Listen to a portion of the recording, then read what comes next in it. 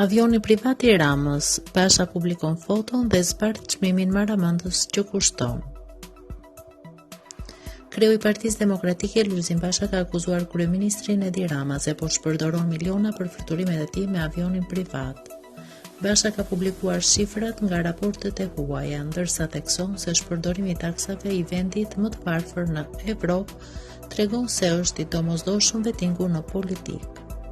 Në 52 milion euro që shpenzohen për luksin qeveritar, bëjmë pjesë dhe milionat që Rama shpërdoron për fluturimet e tij me avionin privat, me flatrat korruptive të një kompanie ajrore të ekspozuar dhe nga Transparency International.